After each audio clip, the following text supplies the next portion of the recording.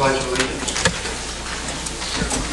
I pledge allegiance to the flag of the United States of America and to the republic for which it stands, one nation, under God, indivisible, with liberty and justice for all. Roll call, please. Here. Here. Here. Here. Here. Here. We have a quorum. We have minutes from January 14th. Any additions or corrections? Move to approve. There's a motion and a second. All in favor say aye. Aye. Any opposed? Motion carried. New business, the first case, 6149F. Map amendment C2 to R5. David? Yeah, good morning. Case 6149-M begins the map amendment from C2 to R5. It's an approximately 5,000 square foot parcel at 1919 East Washington Street. The adjoining property is zoned residential. The individual, the owner of record, wishes to rezone this piece and consolidate the two to make it conforming so that he can construct a detached garage. Staff recommends approval as well as the commission. We have a motion. Is there a second? Second. Any discussion? Anybody opposed to this change? All in favor say aye. Aye. Any opposed? Motion carried. Next case, CAA 201304, appeal of the building ordinance. Mike. Thank you. Good morning, Chairman Weigel, members of the committee. This appeal, there's really two parts to this appeal. The first part was a zoning appeal, and that was to allow for a park trailer on a leasehold parcel. Park trailers are not permitted on leasehold parcels, only detached houses. That part of the appeal was approved by the Planning and Zoning Commission last week. The Planning and Zoning Commission is authorized to approve that portion of the appeal. So moving forward, what's before you now is the second part of the appeal, and that is an appeal of the Will County Building Ordinance to allow for a park trailer to be considered as a mobile home on the property. Now, the purpose of this appeal is to allow for the Land Use Department to issue a building permit for this park trailer. Our building division will review the utility connections and ensure that the park trailer is appropriately anchored. However, as a park trailer, it would not comply with the current building code requirements. So this appeal will get us around that issue and allow for a building permit to be issued. This park trailer has been utilized as a full-time residential dwelling since approximately 2005. So it's been there for 9 years. The individual's been living in that structure for 9 years. I've provided a fairly exhaustive summary of this issue in the memorandum that was distributed. I also provided some interior photos of the park trailer that the applicant submitted, and that is also before you. I'm available for any questions if you have. Any questions by committee? Good morning. I understand this gentleman is 100% disabled. I've been informed by the property owner who is here to speak on his behalf that he is disabled. Okay. Is he a veteran by any chance? I cannot answer that. He is here though if you'd like to ask that question. Yes. Any other questions? What's the difference between a park trailer and mobile homes? Okay. Mobile homes. I'm going to make an effort to answer this. We also have our building commission here. A mobile home is HUD approved. So when mobile homes are constructed, Department of Housing and Urban Development reviews their construction methods and approves those construction methods. A park trailer is not HUD approved. So the types of construction methods utilized in that park trailer do not comply with HUD standards, and they do not comply with the building codes that the Land Use Department operates under, which is the International Residential Code.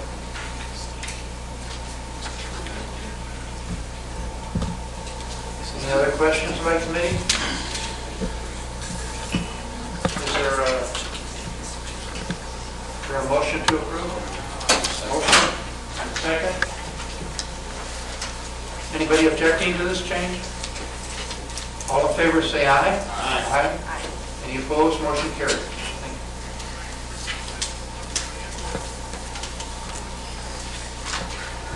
you. Next case, 6153-S2, special use permit for sports and recreation. Thank you, Chairman Weigel. The applicant is requesting a special use permit for sports and recreation and a special use permit for ancillary liquor service. This case may look familiar. This committee did approve an appeal to allow for the applicant to request a special use permit for ancillary liquor service. The proposal is to have an indoor golf facility with ancillary liquor service. Staff recommend approval of both special use permits as did the Planning and Zoning Commission. Any questions by the committee? Second. We have a motion and a second to approve the special use permit for sports and recreation. Anybody objecting to this? All in favor say aye. Aye. Any opposed? Motion carries. Need a motion for a special use permit for ancillary liquor service. Motion, second. All in favor say aye. Aye. Any opposed? Motion carries.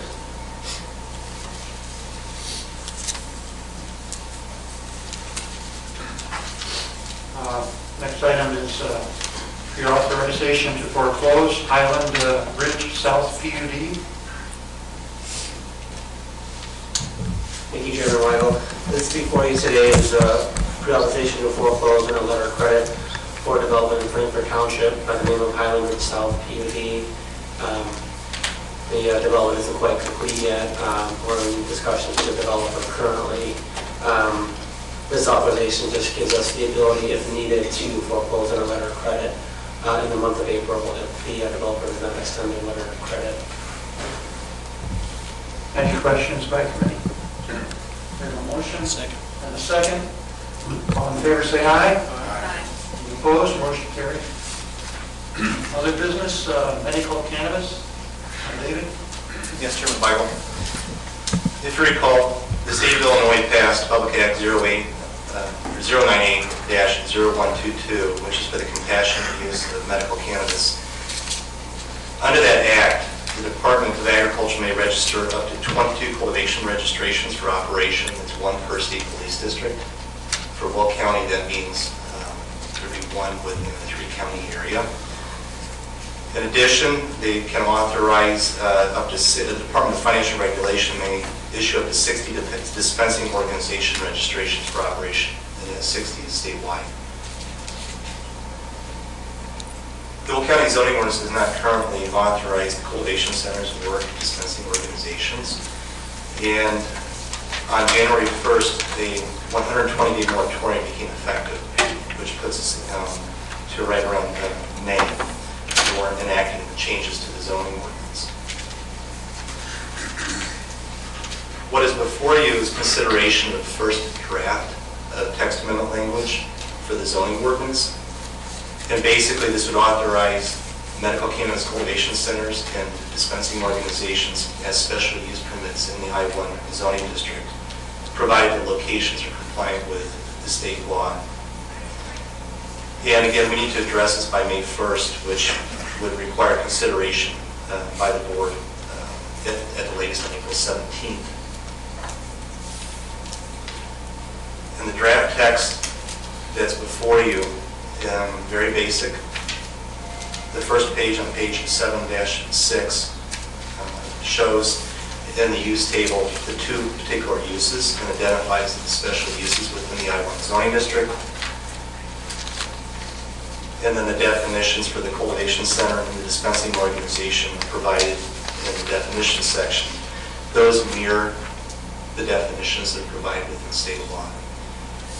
And when I mentioned that those uses must be compliant with state law, there's going to be licensing requirements and other things.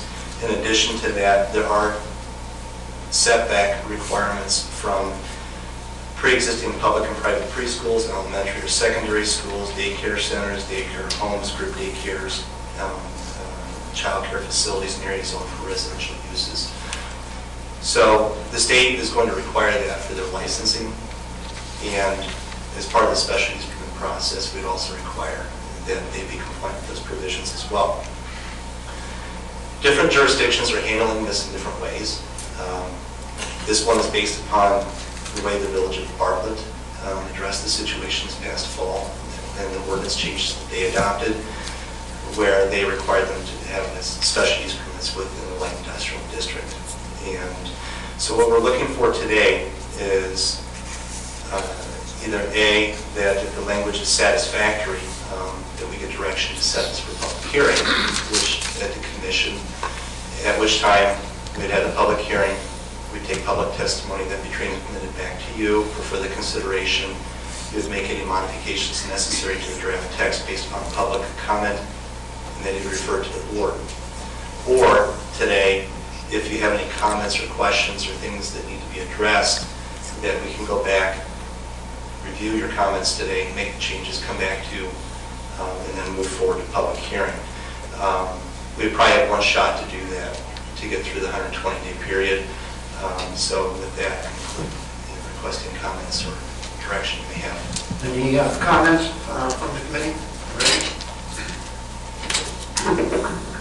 Thank you. I know in the Illinois statute and then also in our language here, there's a 2,500 feet requirement to stay away property line of, a school, elementary school, daycare center, and so forth. My only question is if we can look into whether or not infrastructure or a barrier, if a highway, a major highway would be considered a barrier or would be included, you have to still include that as part of the 2,500 feet. And I don't know if the Illinois legislation goes into that, if that's something that could be considered an exception. When I reviewed the state statute, I didn't see that the state had contemplated the measurement distance. From the zoning ordinance standpoint, it would be basically from the lot line to that particular use, and it would go across any right-of-ways, anything of that nature. There would be no exceptions, and that's typically how we do measurements for separation distances with any other use within the ordinance. We would need to be consistent in how we do that. Thank you, Mr. Chairman. I have not seen anything.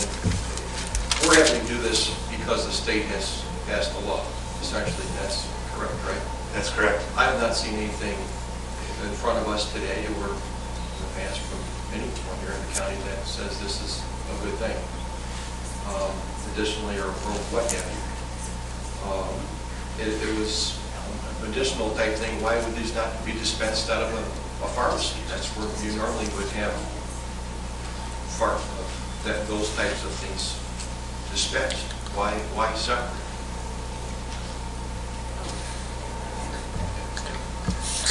So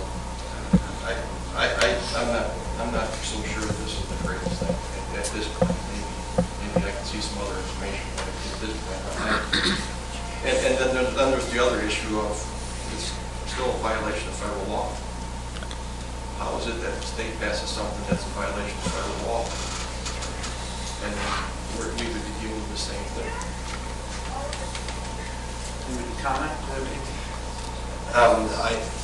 As far as what was before you, we're just pursuing this matter in compliance with state law. I have not addressed any federal laws on this. Now, with regard to the location of dispensaries, it would be the committee's prerogative if they so chose to change the language that would make it authorized within commercial districts, just as any other retail outlet would be, as far as a pharmacy or sales of medical supplies.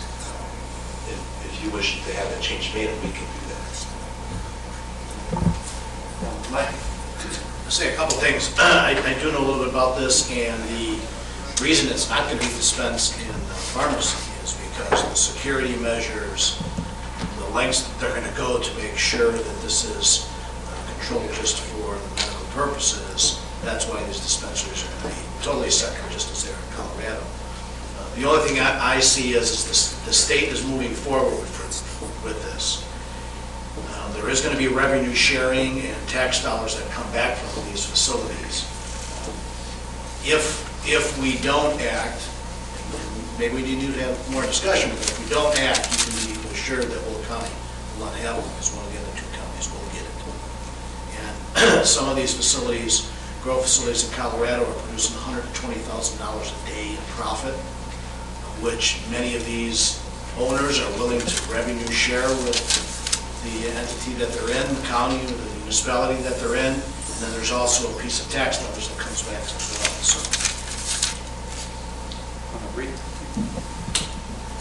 Well, and just, Walter, with respect to the conflict between federal law and state law, the U.S. Attorney General has indicated that the U.S. Department of Justice is not going to be enforcing federal law with respect to marijuana.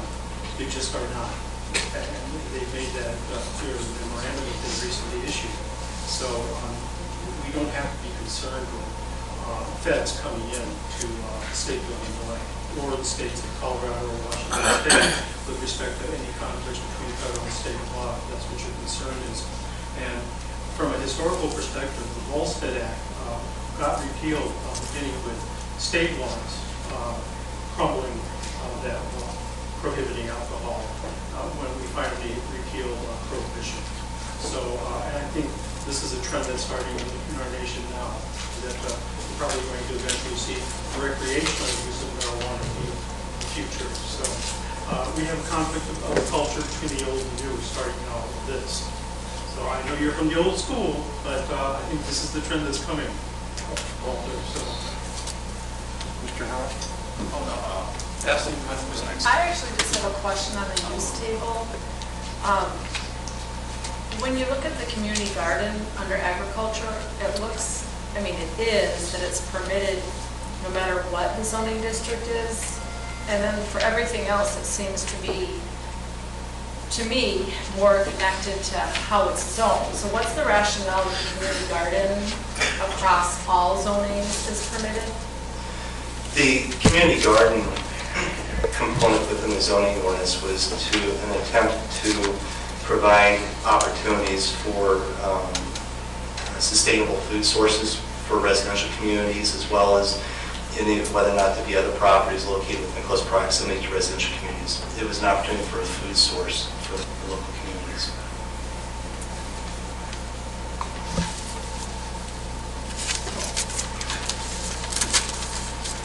It's not a controversial thing. Okay.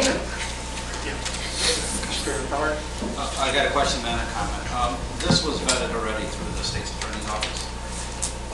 It was provided in the state's attorney's office. I have not received a complete review on the matter. So.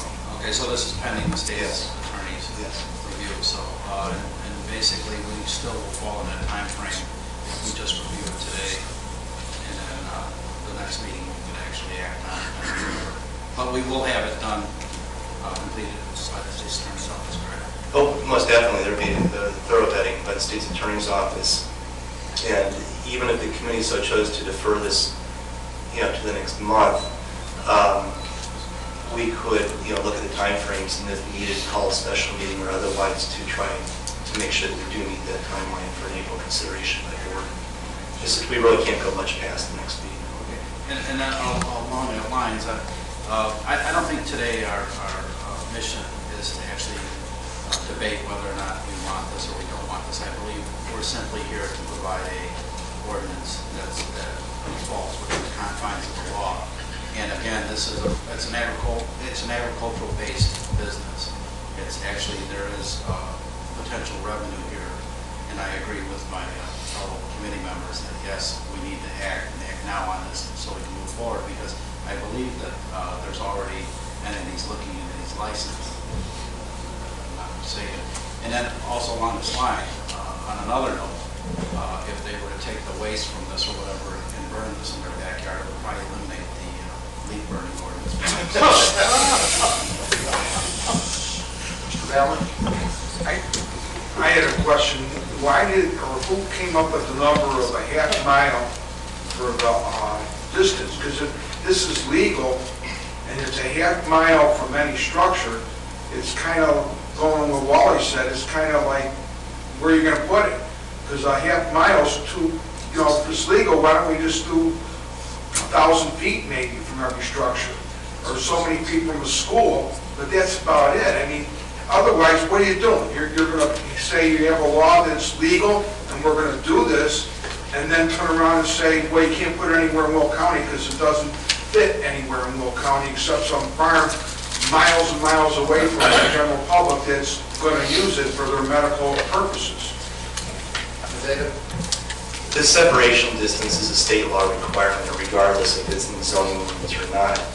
But the decision the committee needs to make is whether or not the I-1 district is the district within which you want to locate these facilities and whether or not you want them to be special use permits. So I guess what would be helpful in this discussion today is if there is committee consensus on whether or not there's any particular changes that you want to see made and brought back next month. So at that time, we can vet this and have discussion if it's appropriate to move it to public hearing. Otherwise, if I'm receiving different comments that are not in committee consensus, we're going to have a lot of discussion at the next meeting as well, and we need to move forward. Okay, any committee member have any suggested changes in the language that is presented here? I have no changes. I understand what you're saying, but you really do need to understand what the consensus is. It's not going to be acted on. I have no changes. Okay. I believe we're following the state law and we're just mirroring it, so to me that makes the best sense. Okay. Okay. Okay, let's just have a motion then to keep moving this forward. Motion. For future action. Would that be to public hearing or to bring it back to committee next month? For public hearing. All right, very good. We have a motion and a second. All in favor say aye. Aye. Any opposed? Motion carried. Thank you.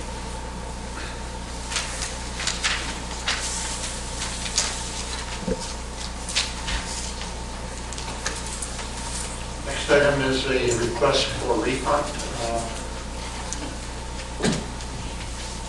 I'm sorry, it's quarter of time. Route 53. Steve, this is yours.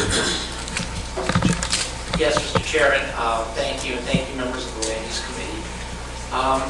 I'm going to be brief and just share a little bit of history with you, because I know some of you may be already familiar with the plan. But this is a project we've been involved with for about 18 months. It was actually funded through Unified Work Program funding, which is essentially federal transportation dollars that we receive via a grant through CMAP, Chicago Metropolitan Agency for Planning. And essentially we're looking at this corridor because we feel that it is, or it has the potential, if not already being established, as one of the strong economic development generators within the county. That being said, we're looking at the Illinois 53 corridor from I-80 going south all the way to Braidwood, which is approximately 25 miles. We're looking at this in terms of some of the best land uses that could go there, with an emphasis on tourism and really trying to remind people about Will County's heritage, the Route 66 corridor, and some of the fine things that have happened and some of the fine things that will happen in the future. We have had a series of partners with this project, the municipalities located along there, members of our local business community, some other agencies including the DAOIN, Illinois Department of Tourism, IDOT, and today our consultant is here to give you just an overview of our plan. It is of course following the three-tiered procedure. It went to Plan Commission last week. It's before you at Land Use Committee. And then the draft will be cleaned up, organized, polished, and presented to the county board in March. So with that, I'd like to introduce Perry Georgopoulos. He's our consultant project manager. He's going to walk you through the plan, share some of the highlights, and then we're open to questions. And I do know that we have some members of the community here too. So thank you.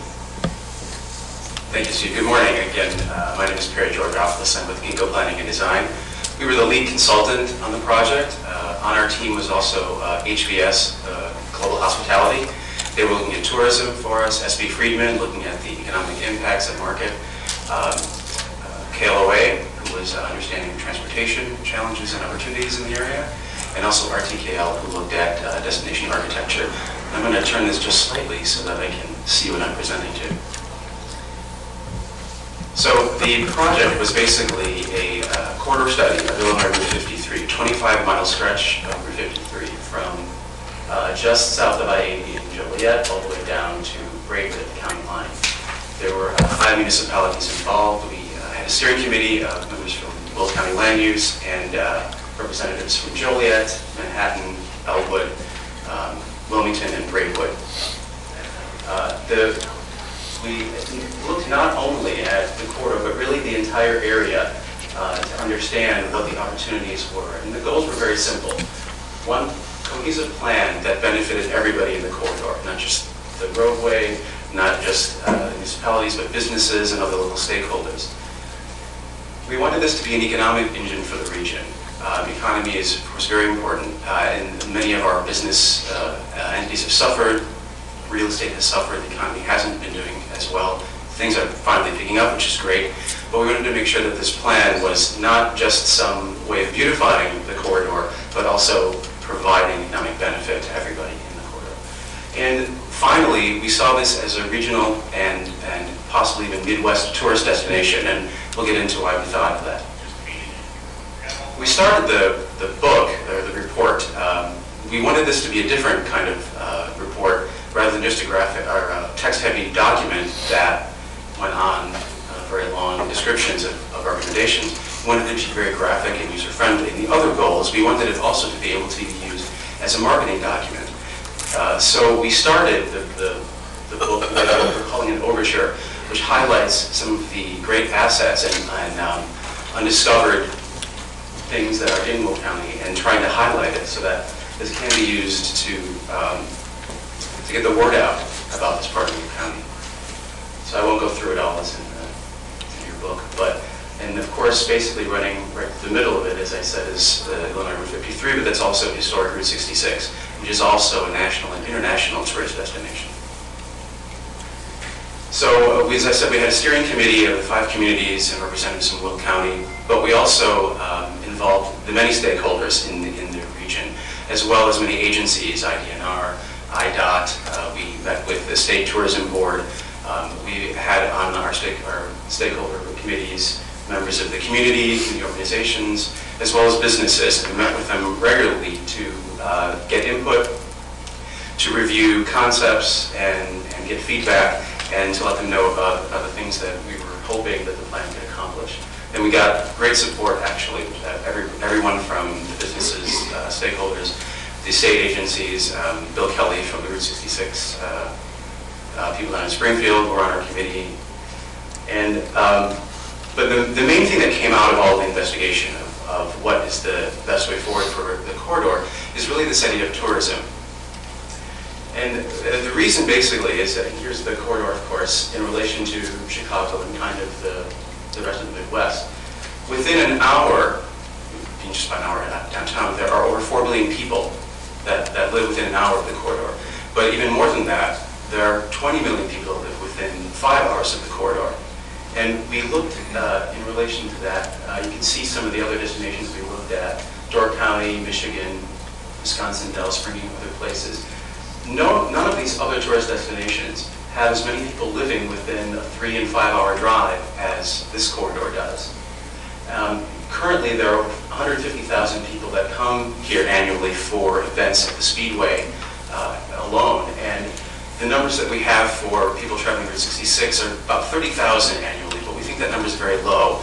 That number was actually obtained by people who signed in at the museum in Pontiac. So it's really only 30,000 people stopped in Pontiac and signed in. We don't know yet how many people had just gone through or didn't bother to sign in. But the state is estimating that the numbers are actually much higher. And the state has also started recently highlighting Route 66 in their advertisements about tourism in Illinois. So this is right in line with where the state is kind of heading as well. We looked at other areas: Galena, the Wisconsin Dells, the Michigan coast, Door County, and tried to understand what were the amenities and assets that they were providing. And you can see sort of a long list of them. And what we realized was that many of those things exist in the corridor. As I said, of course, one of the main things is that we have historic Route 66 running down the middle of it, but we also have some other destinations, some of them national and some of them regional. One of them is the Medeo National Tallgrass Prairie.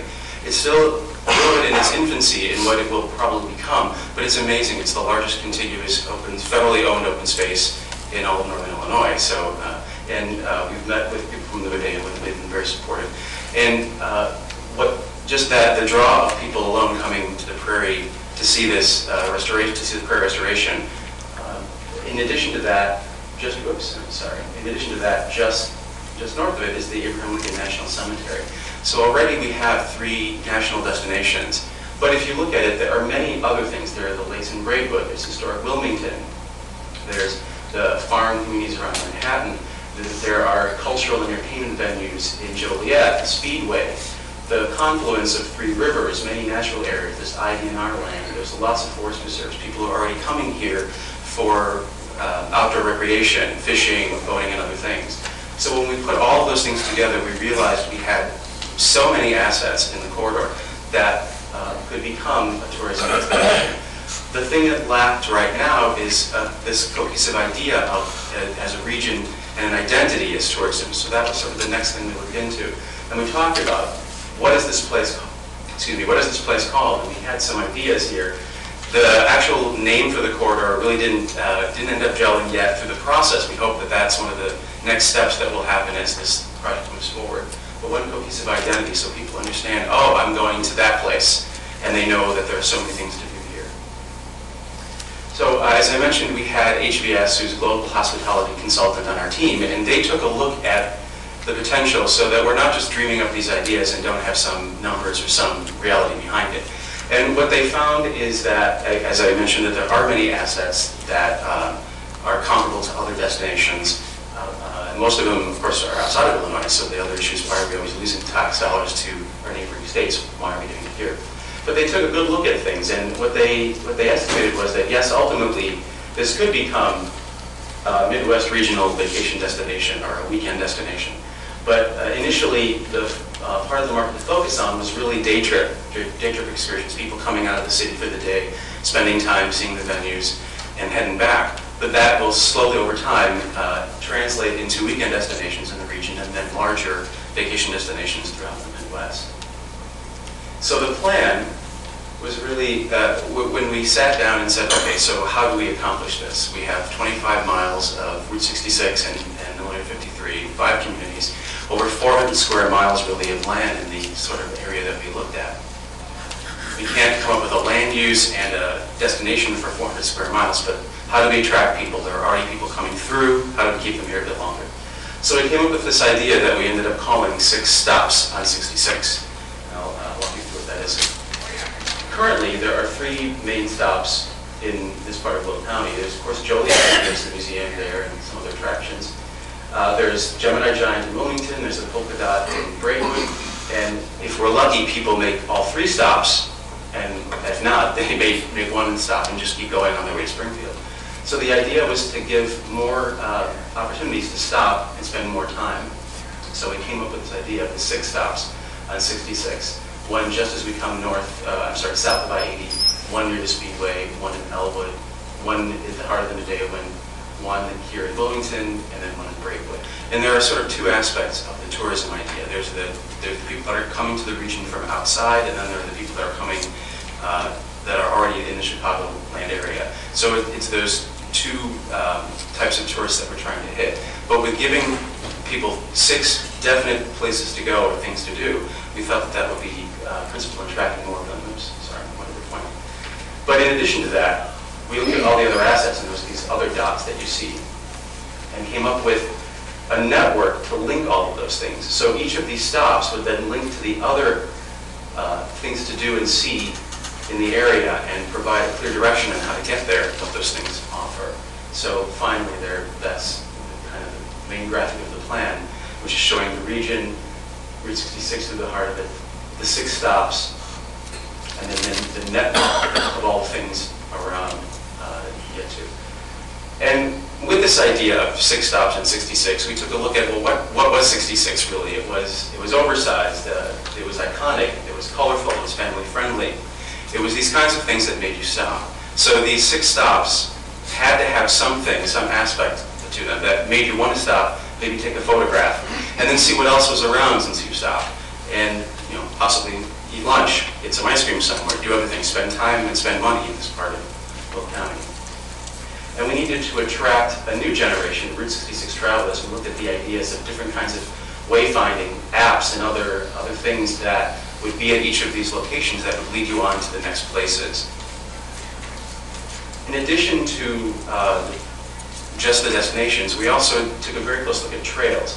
One of the other things that we wanted to make sure, we said it was one plan to benefit everybody. We wanted to make sure that the plan wasn't just a tourism plan, and that didn't benefit the people who are living here and working here. So one of the aspects of looking at the plan was a very connected and extensive system of trails. There are 4 major trails: Old Plank Road Trail, I&M Canal, the Kankakee River Trail, and the Ponzi Glacial Trail that come through the area.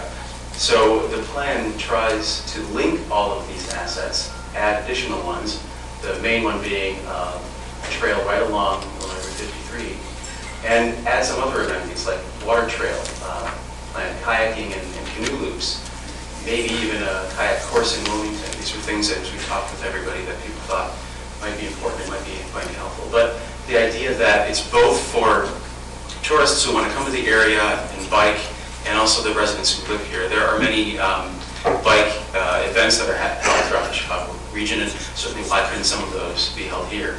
And although we didn't really get into it, but the Chicago Area Runners Association also sponsors races, running races throughout the region. And the trail along historic Route 66 might be a great place to run. It's 25 miles, that's a pretty long corridor. You can almost do a marathon just going from Joliet down to Braidwood. So these are other things that we thought might be able to come to the corridor.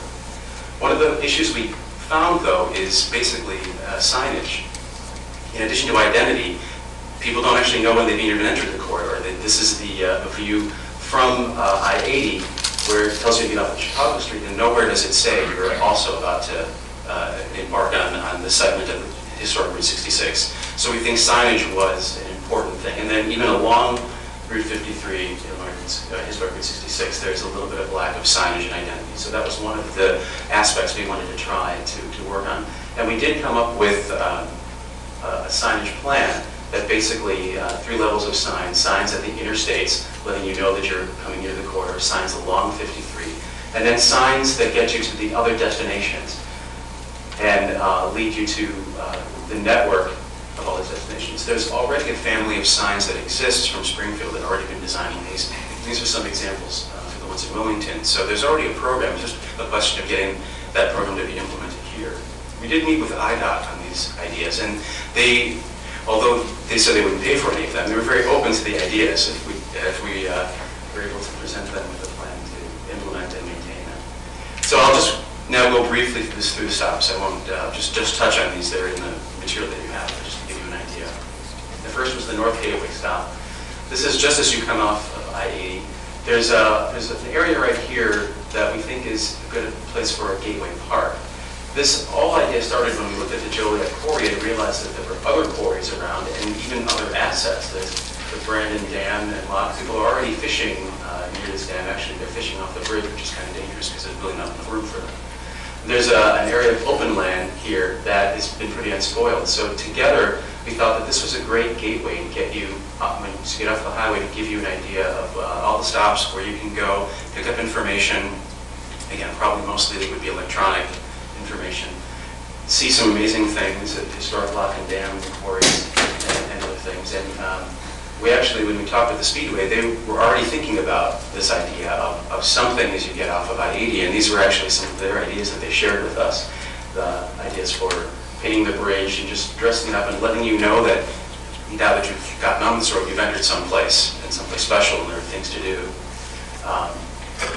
These are just some photographs, again, of the areas of the dam.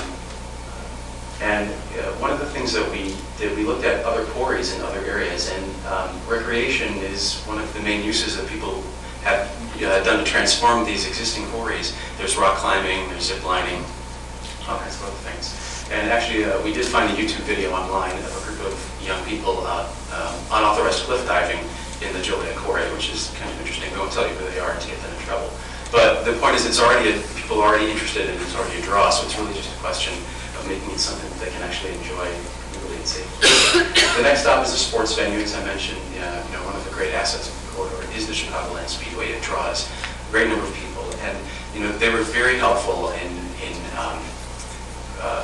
giving ideas and thinking of ways that we can leverage the fact that so many people are coming. One of their one of the things that they said is that there are all these people coming to their venue, and there's not much for them to do once the races are over. So this is a way to give them, they're already coming, other opportunities to do things. One of the things we joked about, and Steve always joked about, was there isn't even a McDonald's I can go to on Route 53. So even something like an iconic Route 66, themed McDonald's might be a great idea. So we looked at the area around the Speedway, and there's significant land around the Speedway for these kinds of developments. There's land right along Route 53 for something like that. They're connected to the Waponzi Trail and other assets.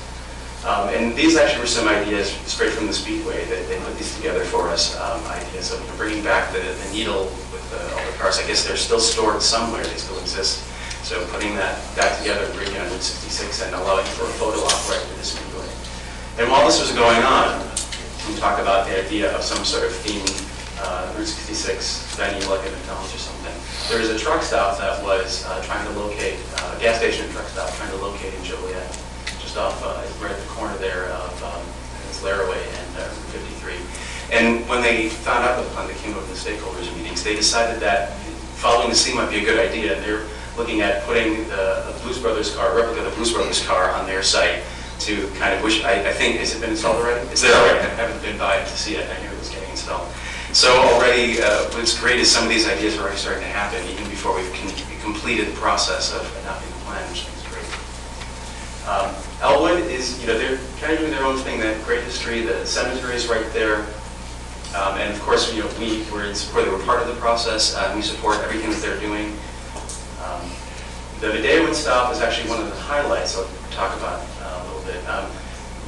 One of the things that we noticed when we went to the Medeawin, and one of the things the Medeawin said was, when you're in the middle of it, it's amazing. It's this enormous open space, and you feel like you could be, you're in the middle of, like there's nothing around you. It's so vast, and you don't realize it until you're kind of standing in the middle of it. But one of the things is it's hard to appreciate the prairie from eye level. Prairie grasses are tall and you can't see very far. And we kept saying, wouldn't it be nice to get up? And someone from the Medeawin said, wouldn't it be great if we could zip line across the area?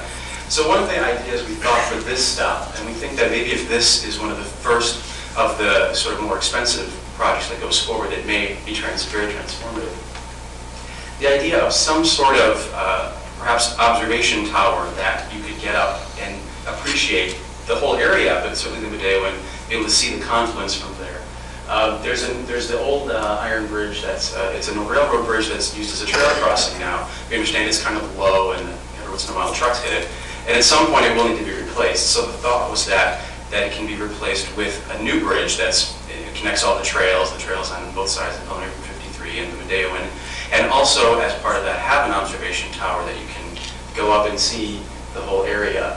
This just gives you an idea of the area we're talking about, right here at the north end of the Medeawin, just south of the cemetery. And of course, the Medeawins are also trying to bring bison to the area, so that would be great if you could get up at the tower and see the bison. What the tower will look like and what the actual architecture, we don't know.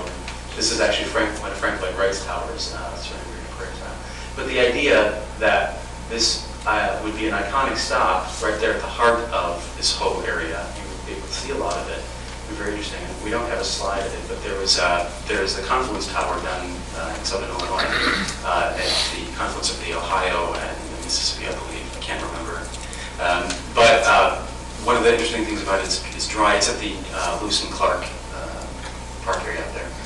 It draws many people, and from the tower, which is about 150 feet tall, you can see all the way to St. Louis on a clear day. So we think that this really could be an interesting addition to the corridor and sort of be really transformative. Wilmington already has one of the main stops along Route 66 with Gemini Giant and the launch pad, which I know Tony's always working at trying to maintain that for Wilmington and the corridor. And it also has a historic downtown. It's also already known for people who have been shot doing tiki. But it also has a great island where people come and fish. And Wilmington has been working on a plan for that island, and we're going to include their efforts here as part of this major plan. Shows the sort of the consensus and the fact that some of these things aren't such far-off ideas, that we're actually starting to see some of them moving forward. And then, of course, Braidwood, which is just a charming town, has polka dot restaurant. It has a quaint Main Street. It has a new sculpture park that we keep calling the petting zoo. It's really not a petting zoo, you can't pet them. But it's actually really delightful. And it's right across from the polka dot. So we think that this area can be developed a little bit further for people to stop along Route 66. And maybe some interesting painting right there along the roadway, some crosswalks to be able to link these two and people using the stop. And of course also right here is Braidwood Lake, which is an amazing natural asset. The coal mining industry and the cooling lakes and all of these other things have left some amazing places for us to visit. The state fossil is found here, and although fossil hunting isn't a big thing yet, there certainly is potential for that as another one of the tourism activities. And then finally, implementation. It wouldn't make any sense to put all this together without thinking of implementation. And so S.B. Friedman, our market consultants, did a lot of thought about implementation and came up with some ideas. One of the main recommendations is that there needs to be some sort of advisory body formed, whether it's a volunteer thing, whether it comes out of the county, or one of the ideas is that the 5 steering committee members, the 5 communities could represent or send a representative to to help form an advisory committee, so that these things can actually move forward. I know Steve already has some ideas of how the county can help in doing these. So these are some ideas highlighted there. We went through and looked at all of the recommendations we're making in all of the different areas and what those would translate into in terms of projects to do and who might have to do them and where they would be located in all of the different stops. And I think that's it. So at this time, I'd be happy to answer any questions. Any questions or comments back to me? When you have the, Go ahead, Bob. we have the trails that you highlighted, and we have several and more probably they're nice. Yes. So recently we have that one slide, and you have a flight, boat, and a run. Right, exactly. And if you will, maybe a new. Absolutely. There's significant possibilities for all kinds of recreational trails. One of the things that I didn't touch on today, but the plan mentions a little bit, is equestrian or mixed-use trails. The trails allow equestrian uses as well. There is an equestrian heritage here, and that's another aspect of things that we highlighted. Interestingly enough, we did meet with both IDOT and the Forest Preserve District on the subject of trails, especially on the subject of a trail along Illinois Route 53, and both are very supportive of those efforts. Nobody has any money right now, but they're both very supportive of the ideas.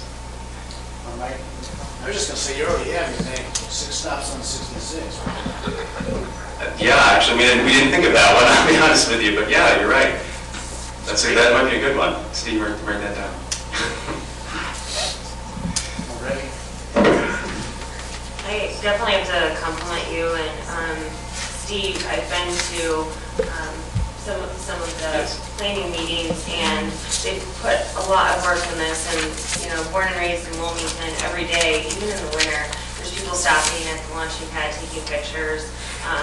Tony's here. I've definitely worked with our mayor and the administrator in regards to that. I mean, in our local paper in town, there's always articles about, I think this summer there was a motorcycle group from Europe that came through, and one of the guys' bikes had broken down, and somebody in Wilmington let them borrow their bike so they could complete their Route 66 tour. I mean, it's already going on now, so this is only going to expand it and expand not just Wilmington, but the whole corridor. So I really appreciate this. The majority of this is my district. I'm really happy. Thank you guys.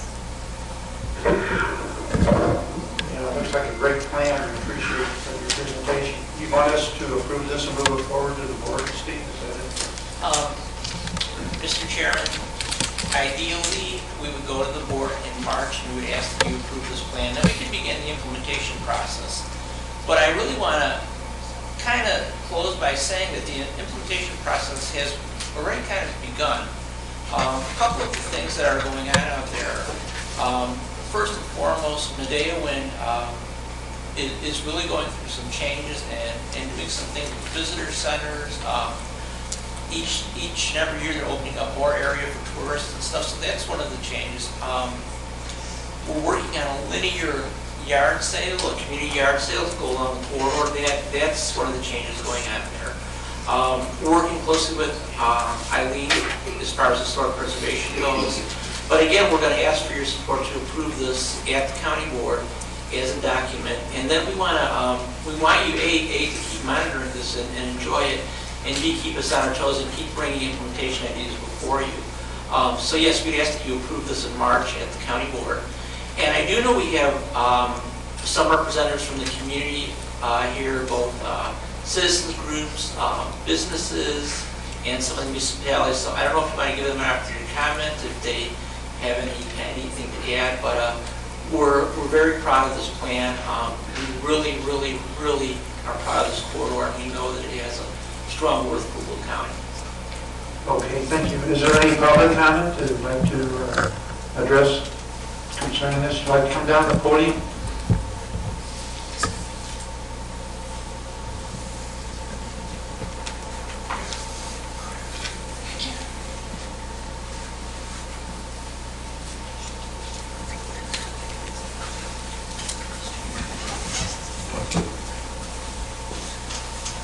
State your name and address, please. My name's Tony Graff, representing the city of Wilmington. Address is 1165 South Water Street, Wilmington, Illinois. First off, the county's initiative to bring us all together is never going to happen. So you need to congratulate, and we need to give a hand of applause for Steve, because if he didn't have the initiative to contact us and keep us together, because we did have some little drawn out little conflicts and challenges that we're going through, as we all do in government when it comes to territorial. But this initiative itself has already spurred, as you can tell in Wilmington, our vision plan for the island. And the support from the county and from the state is, tourism is monumental. So if anything this is the beginning. We're hoping that this will be something that the county will support, and ultimately, as we go into implementation, find a way to get a steering committee, advisory board, working together as a team to bring tourism and economic, to this area will be tremendous, as we all know with tourism. But the one thing that, in Wilmington, and this a common theme through all of us who've been working on this, is preserving that character and identity of Route 66 is unique for our area. So as this money was spent well, it's a plan. We don't want it to have to sit on the shelf. We want to keep it moving forward. Sometimes we're going to need a cheerleader to do that, and I'm going to be looking as the administrator for cheerleaders, ambassadors and things like that in our community. But the county being sort of the glue to keep us all together, I would hope that you guys would stay on board with all of us and really promote the Route 66 through this corridor plan. I believe this vision plan and is put together here, I think it's a reality.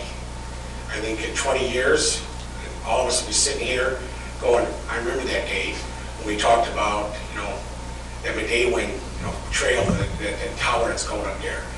Or out in Braidwood with the lakes, the fossil hunting.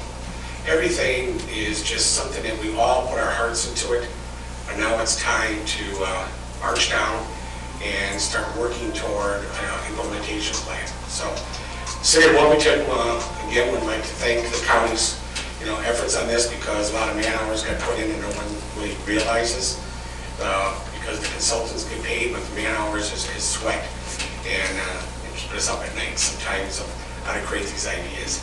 Well, we have a great team, and with your support and our city councils and the community itself and the citizens and the business community, that this is going to be a reality in the future.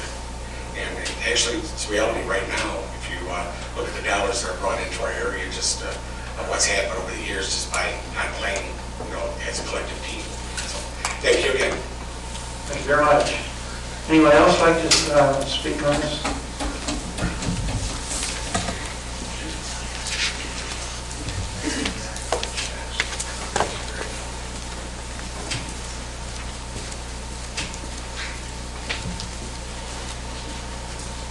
State your name and address, please. Good morning. Keith Landovitz, 23525 South Vetter Road in Elwood. So I'm a resident of District 6, and I speak for the Will County Environmental Network, a local all-volunteer citizen organization whose members strongly support this plan. And I have 4 comments. First, I thank Mr. Lazara and the county staff and their partners at the Ginkgo firm for their openness and eagerness to engage the public in developing this plan. I think that's been a great model for transparent and accessible government and something that's been good for everyone involved. Second, I think that this plan very nicely balances and harmonizes the often competing aims of economic development and environmental conservation. There's quite an art to that. There's no secret formula for that. So I think that this plan does that very well. And in that regard, I think it very nicely complements other strategies that we have for economic development whose benefits are not as uniformly experienced by people who live along this corridor. Third, I call attention to this sort of novel strategy of having a critical mass of smaller projects that can be pursued simultaneously with various public and private partners, rather than a single large capital project as the cornerstone of this plan. Certainly, I think that reduces risk of being able to bring the plan to fulfillment, especially in these fiscally constrained times. But beyond that, I think that it makes the plan appealing to people across a broader spectrum of political views. I know that with these large capital projects, there are often these sensitive and divisive issues around fiscal responsibility and the role of government versus private, even condemnation of private property and things like that. And I think this plan steers very far away from those types of issues, and therefore can be sort of a rallying point for the entire community in a way that maybe some of our other avenues toward economic development don't quite achieve. And in that regard, I won't even mention cannabis cultivation as a prospective industry. But when we think about kind of things that can be divisive or sensitive, I think this is something that all our citizens can stand behind and be proud of. And finally, let me say that I think this demonstrates what conservation is really all about. This corridor today exists in various states of economic and environmental health. We have gems of development or redevelopment, such as the Midewin Prairie and the Speedway, but we also have areas that are surely underdeveloped, in poor condition, and even, I might say, blighted. And so the planners have come and they've looked at this entire area, and they've identified in it features, both natural and man-made features, that are good and beautiful. And they propose to develop these features in a way that doesn't destroy them or exploit them or suppress their essential character, but that brings out the best in them and offers that as a gift to the world for the benefit, first, of us who live here, second, of those who may be passing through and may discover something wonderful here, and finally, those who may come and make this an actual destination because of what we have to offer. So I think the benefits of a plan like that far transcend just the economic gains that we may realize. And I do hope on behalf of our members that this plan comes to fruition. So thank you for your time. Thank you very much. Any other comments? Tom? Jackie? I sit on the Heritage Corridor Board for the county at the request of Executive Walsh. And I was amazed to learn in my role on that committee how much marketing is done of our area internationally. I just viewed a commercial this morning that is being put together that was totally in German, about Route 66, Wilmington, the Gemini Giant, all of the landmarks along our corridor. And I really appreciate seeing this fantastic presentation from you about the economic opportunity that could be developed here in our community. Thank you. Yeah, we also saw many of those websites and commercials and other things. It seems that Germany and Australia are two of the places around the world that people are just Route 66 crazy. The majority of the tourists are coming from those two places. This photograph actually was taken, we had met Bill Kelly at Gemini Giant to tour around at one point, and this is actually a view of a huge herd of German tourists that came through. He was telling us about these, and we didn't quite believe it at the time, but we were standing there talking, and as we did this, about 60 motorcycle riders drove up to the launch pad, all parked their bikes in front of Gemini Giant, and found a way to take a photograph of all of them together right by the Giant. And then, of course, they got on the bikes and took off. So the idea, is how do we keep these kinds of people a bit longer? But yeah, we found the same things. It seems that tourism of Route 66 outside the U.S. is bigger than inside. So one of the hopes of thinking of different ways to advertise it through apps and other kinds of multimedia to appeal to the younger generation who haven't quite discovered it yet. So thank you. Okay, thank you very much for the presentation. Let's entertain a motion to forward this to the County Board in March. Second. Motion and a second. All in favor say aye. Aye. Aye. Any opposed? Motion carried. Thank you, Mr. Chairman, members. Thank you, Steve.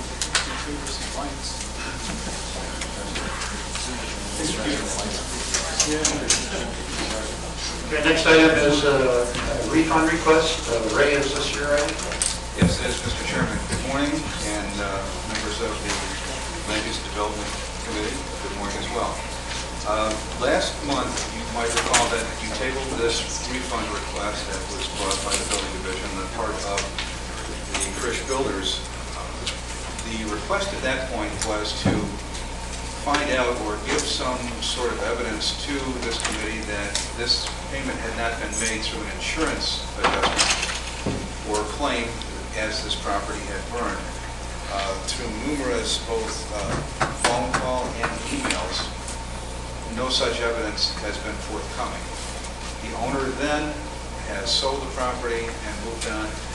The contractor who actually procured the permit is bound by what evidence that the owner, the previous owner, would have submitted as far as an adjustment claim, because that, of course, was the payee. So at this point, I apologize, but through numerous attempts, the information regarding the adjustment of the insurance is not forthcoming, and I doubt very much that it will be.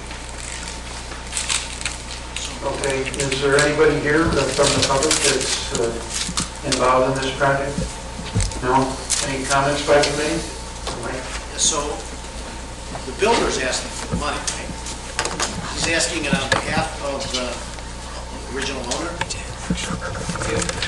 That's what he's telling you, at least. What happens is the original owner put in the first request. Right. The auditor's office told us that any kind of reimbursement would have to go to the person who actually got the permit, who actually paid at that time for the permit. Frisch Builders, which was the contractor, procured the permit, paid the money for it. With the owner, Ms. Burnett, she thought that the money should come to her. In the time since then, the builder has said that they've expended $20,000 without being paid. Mrs. Burnett has sold the property and moved on. And Mrs. Burnett is the only one who could give us the information regarding what may have been or may not have been. That's why I asked. So it's on the part of the builder, but... Yeah, we were looking to see if the owner was getting money back. It doesn't seem like that, or at least they're not calling us to tell us that, so I... No. Comment, Chairman. Yes. I think we could issue a joint check, though, couldn't we? To the builder and the owner, and then let them fight the audit. They didn't pay for it. The owner, I think. But permitting money came to us from the builder. Why would we enjoin somebody else? Because technically, if she paid the builder, that's who you requested the money back. I understand. That's who originally requested it, but now we can't even get hold of her. Well, and the other thing is, the evidence that you requested as far as possibility of this being already paid by insurance has not been answered. You do have the ability to refuse. This is only to be brought before you with whatever evidence that I have for reimbursement. We do know that the elements from the contractor state that he is owed money. We do know that the owner at the time of the fire has now sold the property and has no more interest in it, other than if there is monies to be garnered, they wish to have the money rather than the builder, but our auditor has stated that that is not what we can do. Mr. Chairman, I'm going to tell you how I feel. I don't think we should give her a dime. And here's the reason. She has insurance. If she got paid by insurance, or if she did get paid by insurance, she should have brought that forward. It's not our business to get between her and the insurance company. We'll just be a party to all this. Only she has zero coming back from us, as far as I'm concerned. That's why you have insurance to deal with these types of things. We give her money, and she already was made whole by the insurance company. Now she's getting paid twice. And if she can't give us the documentation to say that she hasn't gotten paid for $4,000 some odd, sorry. Any other comments? Okay, we'll make a motion to approve, and if you want to approve it, yes, or if you don't want to approve, vote no. Make a motion to approve the request. Motion to approve. Motion, second. Roll call, please. Walter Edmund, No. Free Bible, No. Regan Slavic, Mike Frizell, No. Robert, Yes. Elizabeth Rice, no, Tom White. No. Okay, motion fails. Next item on the agenda, I have all annual horse shows. Is that you did?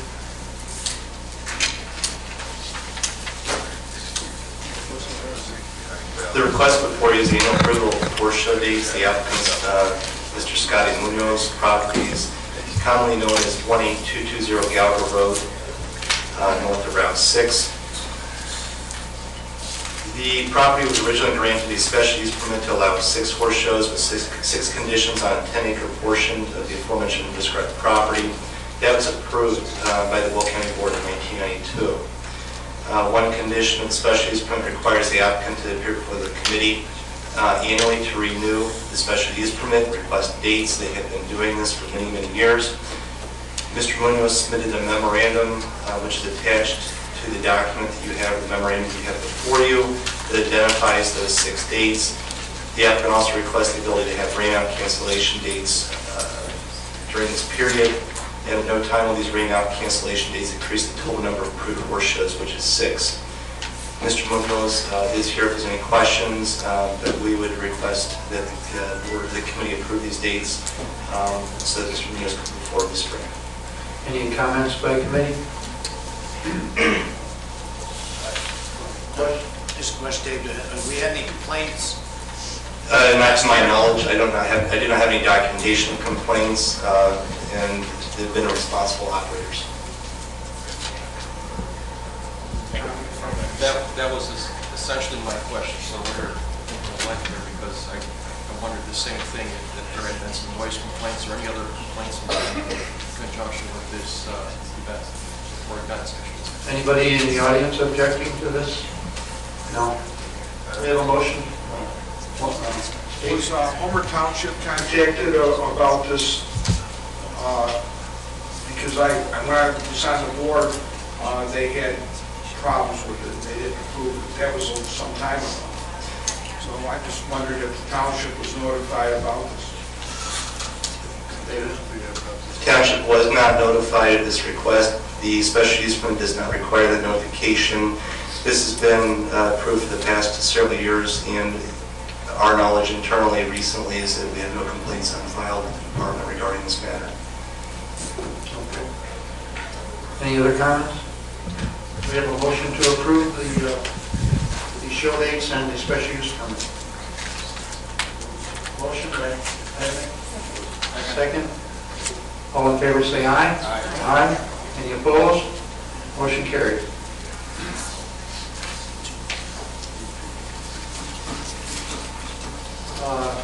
No other business. Comments by chairman? I have no comments. Committee members, any comments? Director, any comments? We have a motion to adjourn? Motion second, all in favor say aye. Aye. Adjourn.